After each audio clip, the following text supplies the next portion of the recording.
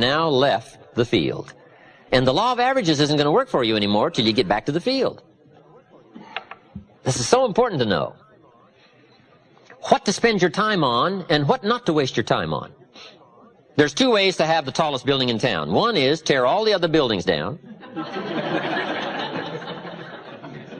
Right? Now yours is the tallest, but we call that the hardest of tasks.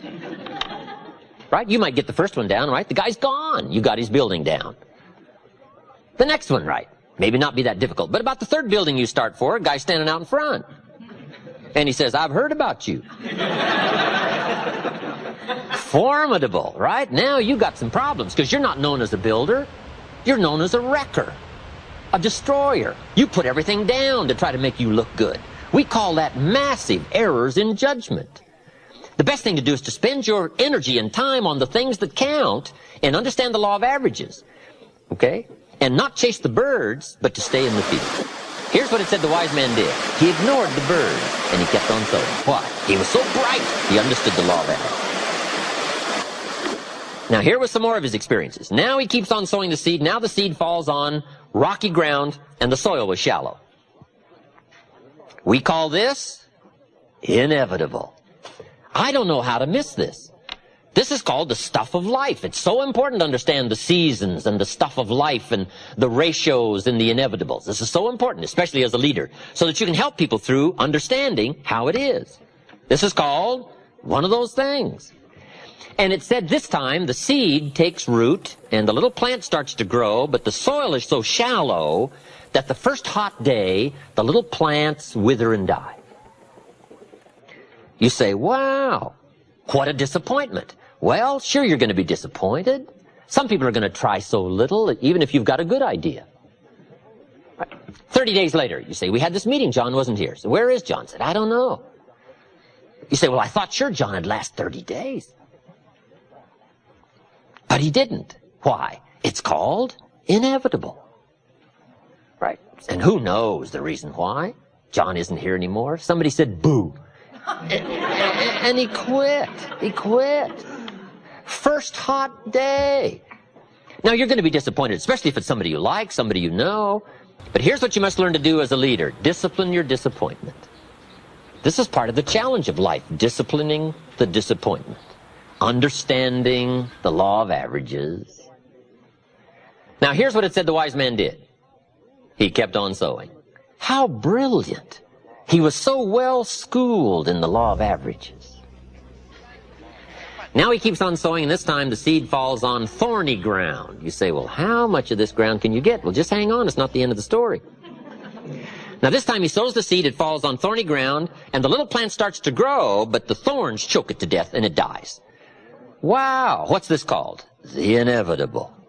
Do you know what the story called the thorns? The cares of life, little cares. Who knows the excuses some people use for not pushing on through and getting the job done? It's called inevitable. Some people are going to try so little. They're going to let other things crowd out the good opportunities. And who knows why? I don't know why. I'm an amateur on this stuff. The key is to take the inevitable and take the obvious, right? Everybody should take obvious 1, obvious 2. Right? Study the obvious and not let it unduly disturb you, and learn to manage the obvious so you can get on with the more important things in life. Who knows? I called John up. I said, John, where were you last night? We had this meeting. John says, well, I can't make every meeting. I say, why not? John says, well, I got a lot of other things I got to do. I say, what are they? You won't believe the list John gave me. The backyard fence was sagging, and the dogs are about to get loose. You just can't let your dogs run loose. I say, okay, John. John says, the screen door came off the hinges. And you just can't let things fall apart. You got to take time, keep things fixed up. I said, okay, John. Some extra trash had piled up in the garage. You just can't let mountains of trash take over. You got to take care of your trash. I said, okay, John. On the phone, I can hear the thorns going, oh.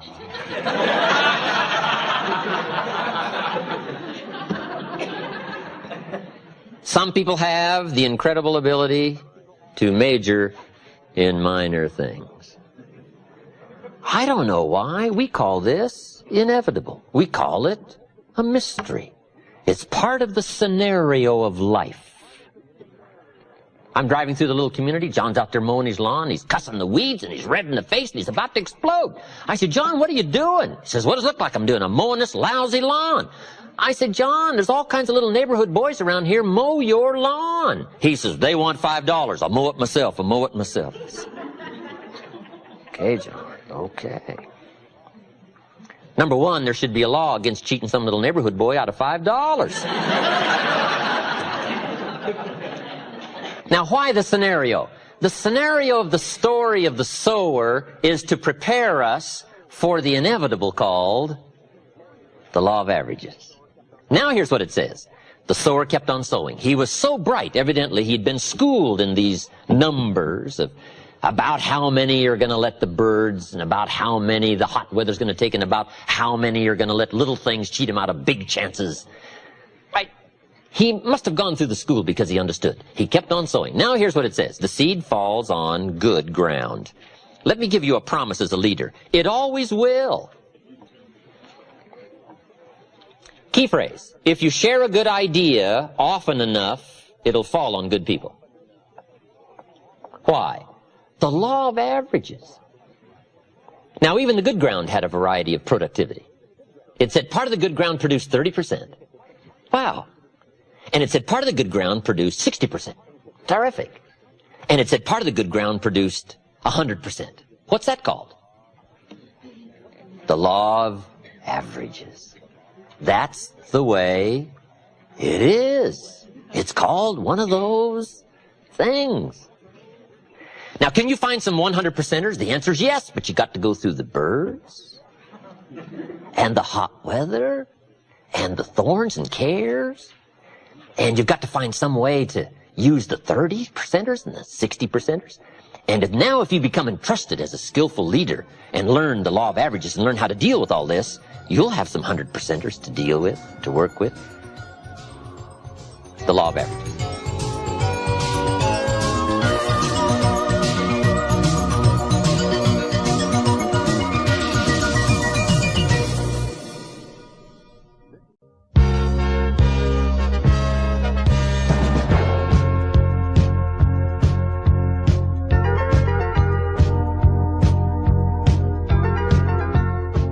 As leaders, let's learn to help people not just with their jobs, but with their lives. I think we have a twofold responsibility to help people with job skills. But I think the greater responsibility is to help people with life skills. Let's don't just teach people how to work, let's teach people how to live. How to assimilate and accumulate. Far greater treasures than just a paycheck. The treasures of awareness, understanding, setting goals, reaching into the future, growing, changing, expanding.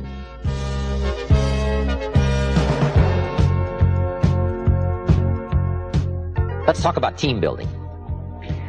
Understanding now in some of this background, the law of averages, let me give you, I think, what are some good scenarios to understand about putting a good team together, looking for good people. If you want to build a championship team, that's quite a challenge. How to build a successful team of people to accomplish some purpose. If you've got something in mind, whether it's enterprise or organization or whether it's church or whether it's sports, doesn't matter what it is. If you want to find good people, here's part of the challenge in finding a successful team of people. Jesus had the same purpose, right? And you can't hit them all. Jesus says, I'll take you. And that was Judas. I mean, you can't hit them all. Anyway. To put together a good team, I've got a checklist for you. It's got 4 parts to it. Here's number 1, history. It's not a bad idea to check history. Somebody's qualifications to do the job. Just take a look. Now, we can't go into too much detail on any one of these, but let me just give you the list. Number 2, check interest. If somebody's interested, they're probably a good prospect. Now, sometimes people can fake their interest. But if you've been a leader for a while, you can be a pretty good judge of whether or not somebody is faking you out on what we call true interest. And you just have to have some face-to-face conversation just to check out to the best of your ability. You won't hit it every time, but you can get pretty good at checking what we call true interest. A group came to Jesus one day and said, "We wish to be disciples." He said, "Gentlemen, you've put your story on the wrong man." They said, "Wow." He said, "Unfortunately, I can read your heart." They said, "Oh." They didn't want to be disciples. They had all kinds of trickery in mind. But he picked up on it right away. And he wasn't faked out by the "we wish to be." Now, you might not get quite this good at reading hearts, but I'm telling you, you can get pretty good as a leader in judging somebody's what we call true interest. Here's the third part of the checklist. Check response. Response tells you a lot about someone's integrity and character and interest and skill. If someone says, "You have to get there how early?" "You have to stay how late?" "The break is only 10 minutes. 2 evenings a week. Saturdays." That give you any clues? These are called clues, right? Don't go past these clues. Clues on what we call response. A person's response quickly illustrates their philosophy. We only respond based on what we know, and our attitude and philosophy is so bound up. And we might, be clever for a while, but pretty soon response is going to come truly from our philosophy. And if there's any great errors there in philosophy and attitude, here's one of the places where it shows up in response. And here's the last piece of the checklist in putting together a good team. Check results. Finally, the name of the game is results. How else are we going to judge? That's the final judge. Results. It is the name of the game. Results must soon match quality. You might have a nice guy, but finally you got to have results. Nice don't get it. Now there's two parts to results. Here it is. Number one, activity results. Sometimes we don't ask for productivity right away. All we ask for first is activity. Now it's pretty easy to check activity. If you joined a sales organization and you're supposed to make 10 calls first week, it's pretty simple on Friday, right? Pretty simple on Friday. Say, "John, how many calls did you make?" John says, "Well," you say, "John, well won't fit in my little box here."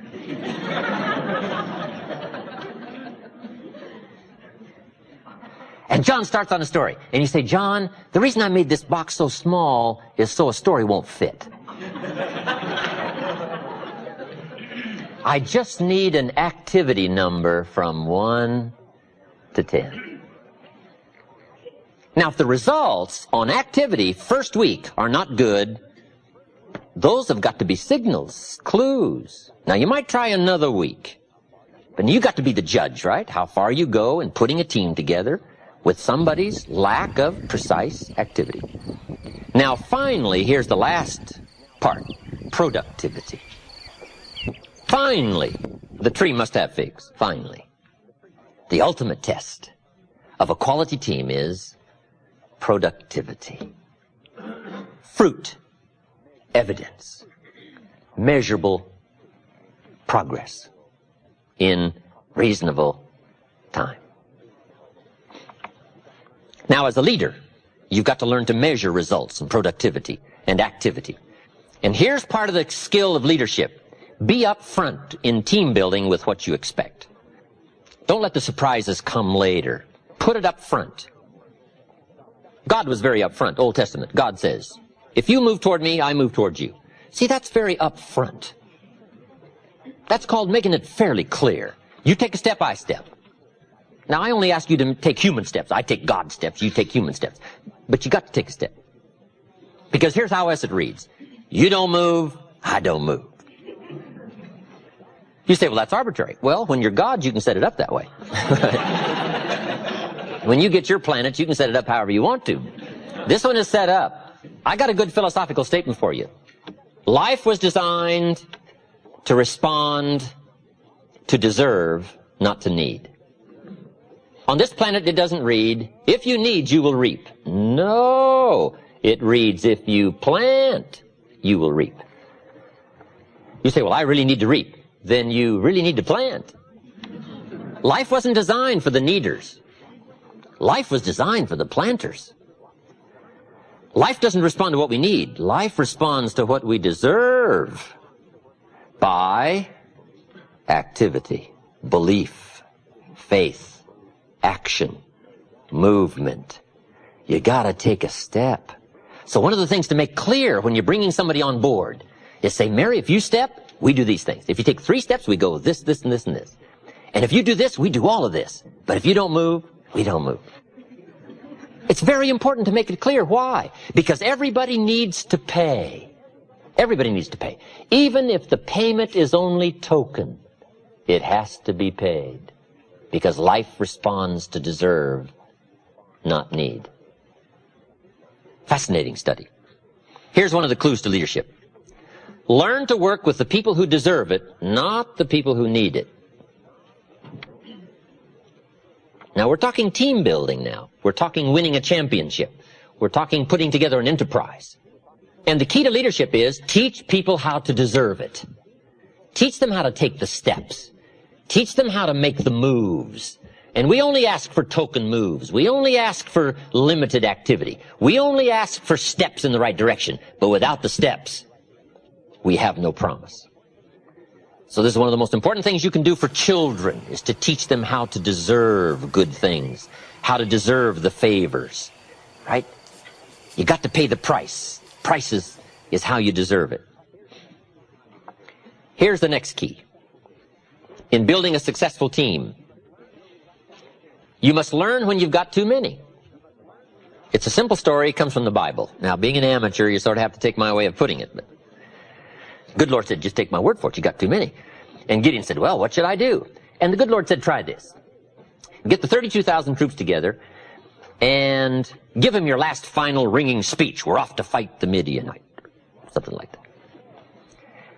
And he said, when you finish the speech, finish it like this. Now then, that we're off to fight, if there's anybody here that's afraid and you think we're about to lose this battle upcoming with the Midianites, you can be excused this time, go home, can't use you this time. Gideon said, clever, should have thought of that myself. Gets the 32,000 troops together, gets up, gives his last ringing speech and says, we're off to fight, but if there's anybody here who thinks we're going to lose, you can be excused this time. You can just go home, we're just going to take what's left. And Gideon waits. And sure enough, some went home, and the number was 22,000. Gideon says, wow. Hey, if you've got 32,000 and 22,000 think you're going to lose, guess what? You're going to lose. You got too many. Here's the key to leadership. In haste, it's possible to recruit losers. It doesn't mean it's wrong. It just means it's possible. You say, well, why is that? This is called one of those things. When you're moving, no telling who you collect, right? So here's part of the test, you know. Who thinks we're going to lose? You can be excused this time. So Gideon's got 10,000 left. He says, no problem, we'll do it with 10,000. Good Lord says, well, you still got too many. Gideon says, well, what now? And the good Lord says, try this. March the 10,000 till they're hot and thirsty down by the river, and those that are careless just drop their shield and spear and dive in the water and start drinking. You can't use them, they're too careless. But the ones that keep the spear and the shield and lap the water like a dog, keep looking and alert, those are the ones because they're trained and ready to go. Gideon said, clever. And he marches the 10,000 till they're hot and thirsty down by the river. Sure enough, when he gets to the river, some are hot and careless, and they just throw down their spear and shield and jump in the water. And the number was 9,700. Key to leadership. In haste, it's possible to recruit the careless. It doesn't mean it's wrong. It just means it's inevitable.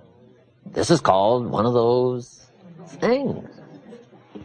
Now, if you've got an important battle, you got to know who's careless. And this was part of the test. So Gideon says, you 9,700, home. And he sent them home, dripping home. Now he's got 300 left. Gideon said, no problem. From 32,000 to 300, Gideon is still willing to try it. We call that courageous leadership. You've got to read the story. Don't have time to give you the whole scenario, but it was a fascinating story. With 300, the battle plan was the most strange, unusual battle plan ever designed. But he won the day, chased off the Midianites.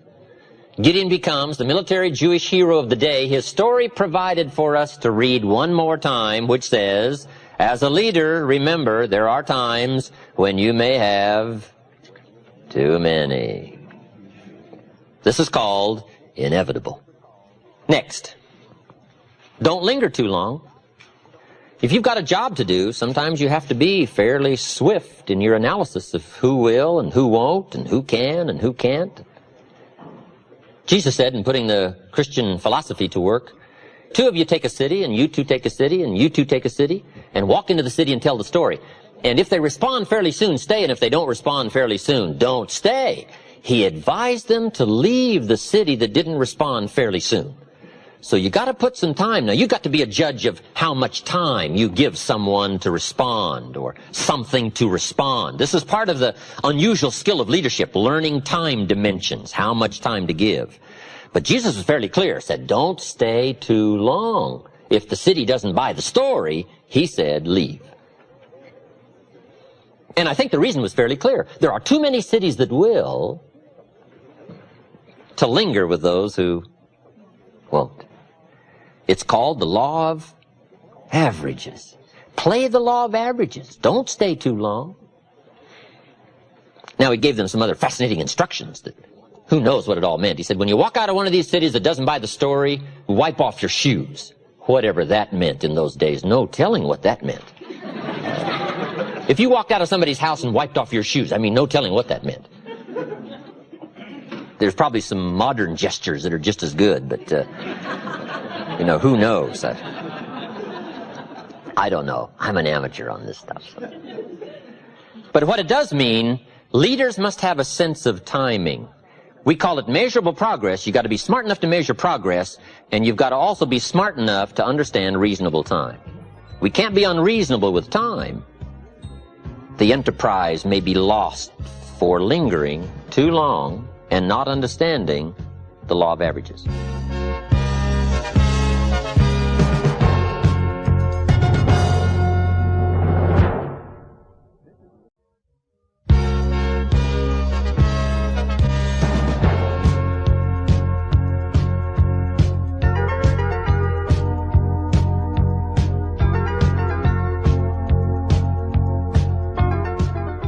Here's the last part. Leaders must understand the fact that there is both good and evil. It's part of the life scenario to understand good and evil. And however you wish to describe good and however you wish to frame your ideology of evil, there are a lot of ways to put it. For some people, evil is too strong a word. I don't know. This is part of your own philosophical conclusions that you have to come to in trying to evaluate this earthly struggle. Evil, good, tyranny, liberty, sickness, health, winning, losing, life, death, opportunity, tragedy. It's part of the life scenario. And part of it is described in rather philosophical terms on a fairly higher plane called the Great War between good and evil. Now, here's part of the scenario. When the Founding Fathers put this country together, they said, we want maximum liberty and minimum law, but we do have to have minimum law to restrain that mysterious dark side of our nature. Because sure enough, even though we've got a good thing going called America, there are probably some people who are not going to run by the rules. So not only will we build some cities, we probably better build some jails. Why? Just to be bright enough to understand this clash, this scenario of good and evil. And all good leaders must understand this clash this scenario, however you wish to describe it, whatever terms you wish to call it. We must understand it. Now, here's part of the understanding. Some people have sold out to the evil side. For whatever reason. You don't have to spend much time with why. All you have to do is spend time with who. I went to my 30th year class reunion a few years ago. Little small village, right, I grew up in. There was only about 150 in the graduating class. And after 30 years, almost half of the graduating class was at the reunion, which was pretty good. We had a 2-day celebration. I'm master of ceremonies. On the second day, we had a little moment to remember those who had deceased. I think there were 8. And I knew them all, so I gave a little scenario, a little story about each one. And then we took time, just a little moment of silence to remember, because some of them were very, very unique human beings, but they were gone.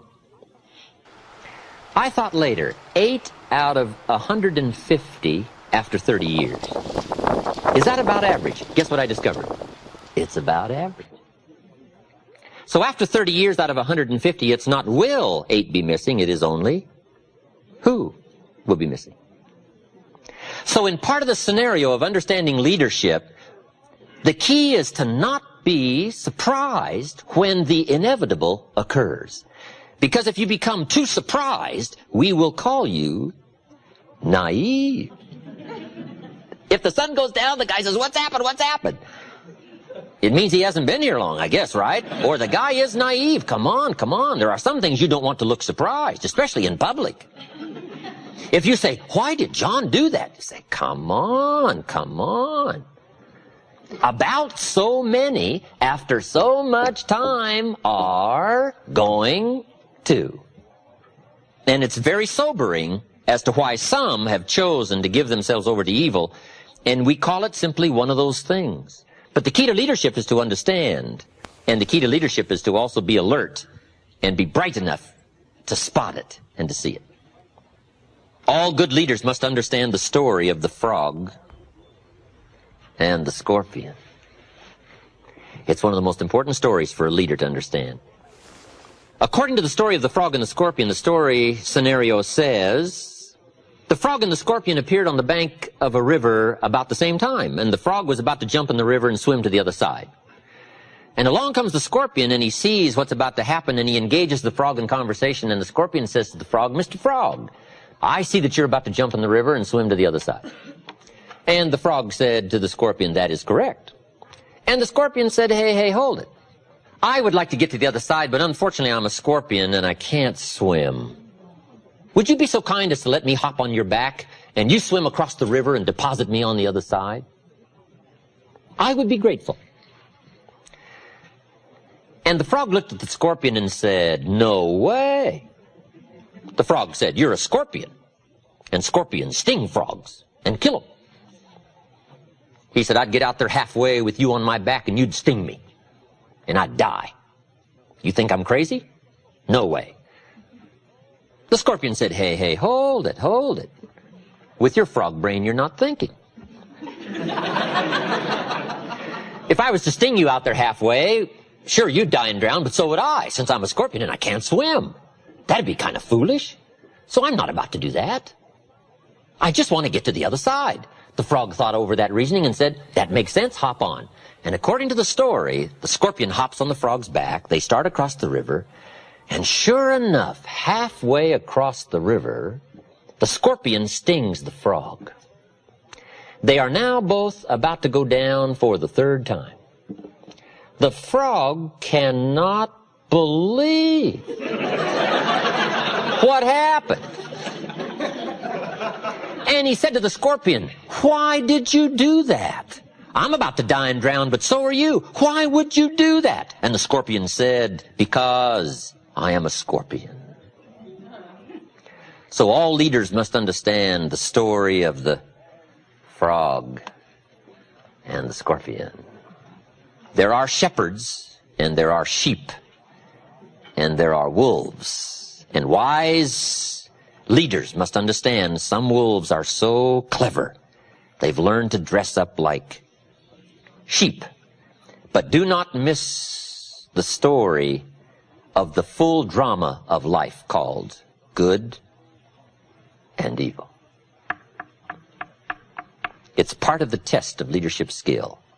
Awareness, sensitivity, understanding, knowing the scenario, and being on the alert for what is called the inevitable. Let me give you now, just in sort of quick succession, some studies that leaders should engage in. Let me just give you the list. We won't expand on this, but I'm sure you can expand on it in your own good time and in your own good way. But let me give you this list of studies leaders should engage in. Number one, the study of possibility. Possibility. It's so important for leaders to play the what-if game. What if we had enough people? What if we had refined people? What if we had leaders? What if we had a good team? What if we went to the market? What if we accomplished our goal? What could we accomplish? What are the dimensions? What's the size? What's the promise? We call it the what-if game. Possibilities are all around us. We must all be students of possibility. Dr. Schuler calls it possibility thinking. It's not a bad subject for study, possibilities. Number two is opportunity. Leaders must always be conscious and aware of the expanded potential for opportunity. And sometimes opportunity is closer than you think. The next subject of study is ability. Leaders must be good students of ability, their ability, and the people that are in their charge, their influence, their ability. Sometimes it's easy to have somebody right close to you and you've never discovered all of their talent and their potential. I discovered a young man in Canada, Harold Dyke, many years ago. He worked for the railroad. I think he was making about $300 a month. He'd been there 10 years. Now, this was a long time ago. But I discovered him. He became a good friend of mine. And I recruited him. And he joined my company, joined my business. The second year he was with me, he made $45,000. And now he's a leader in the community, and he's gifted and skillful, and he's financially independent, and he's a unique gentleman. Now, the railroad had him for 10 years. And they didn't know who they had. They didn't have this in-depth survey of trying to find the people that are right close around who may have some unusual gifts and capacities that nobody has yet discovered. So leaders must be students of ability and find ways to uncover somebody's unusual ability that may have been there for a while. And you've just got to find a way to uncover all of that. Part of the key to leadership.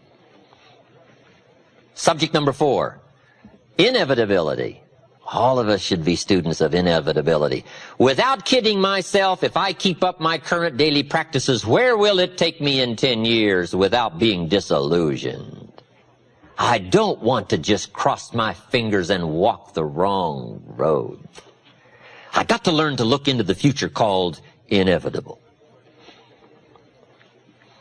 Inevitability is being 200 feet from Niagara Falls in a little boat with no motor and no oars. It's called It's Over. Now, the key to that tragic story and scenario is, what a tragic place to find yourself. If somebody would have painted you this scene when you were still upstream and painted the roar of the falls in your mind and would show you what a tragic place it is, you might not have drifted this far into what we call now the inevitable. We've got to help people by painting the roar of the falls long before they get 200 feet in a little boat with no motor and no oars. You say, well, the roar of the falls is a long ways off. Yes, but the people that are around you are drifting. And by perception, you've got to see it. And you've got to level, and you've got to speak the truth so that you can give them alternate choices while there are still alternate choices. It's called the gift of leadership, helping people in life change, career change, helping people in thinking change, helping people with attitude change, to paint the inevitable. It's a key to leadership. Number 5, an important subject for leaders to study is called rationality. Being able to rightly conclude based on information, a rational, sensible course. I've got a good clue for you. Make sure what you do is the product of your own conclusion. Take advice but not orders. Let everybody around you be helpful, but then put that through your own mental computer and make sure what you do is the product of what you've concluded based on all the input. We call this a true sense of leadership, developing rationality based on all the input. These are not easy tasks, but they're tasks that are possible. This is called walking the summit of leadership skills. And most people don't want to engage in these extra disciplines, but I'm here to promise you that the treasure and the equity is so unique that what small price is paid in these early disciplines is small compared to the treasure that accumulates as the days unfold, both for your heart and your mind and your purse. To finish, let me give you some challenges. In wrapping all of this up, I've got some good challenges for you to consider. Here's the first one. Let other people lead small lives, but not you. In the challenge of leadership and stepping up to the responsibility and the opportunity to touch somebody else's life, to help give somebody else light and direction and refinement of thought and character and activity, potential, opportunity, dreams, price. In all of this, let everybody else lead the small lives, but not you. Let everybody else cry over small hurts, but not you. Let everybody else argue over non-essentials, but not you. Deal in things that matter. The larger challenge, the larger opportunity. Here's my next challenge. As leaders, let's learn to help people not just with their jobs, but with their lives. I think we have a twofold responsibility to help people with job skills. But I think the greater responsibility is to help people with life skills. Let's don't just teach people how to work. Let's teach people how to live. How to assimilate and accumulate. Far greater treasures than just a paycheck. The treasures of awareness, understanding, setting goals, reaching into the future, growing, changing, expanding. If we'll touch people's lives as well as their skills, if they stay with us a week or a month or a year or a lifetime, on whatever occasion they should choose to leave, you want them to leave by saying, my experience there was the greatest experience of my life. And it wasn't just what I earned, it was what I learned. And last, I have an ancient scenario to give you. It comes from the Bible, and here's what it says. If you work on your gifts, they will make room for you. If you practice your gifts will make a place for you. A place of leadership. A place of influence. A place to touch someone else. To make a mark. To further an enterprise. To build a dream. Someday, if you work on your gifts, we will call you noble. We may give you rewards you cannot even now imagine. Plaques to hang on your wall, trophies to remember, but most of all, the gift of knowing yourself, that you did the best you could with what you had, the expansion of your mind and your heart and your soul and your touch and your reach and all the gifts that you possess. Your gifts, if you work on them, will make a room for you.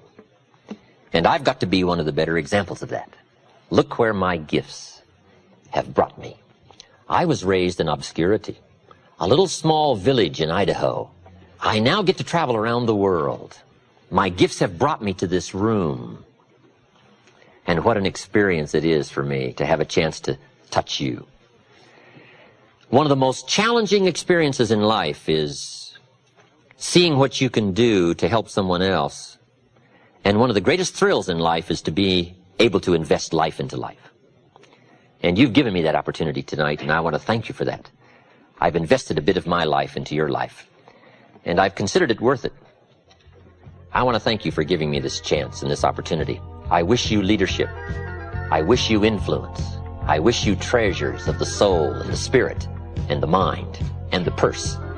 And hopefully what we've had to share with you today has given you a sense of extra perception in sharpening your skills and making your life unique.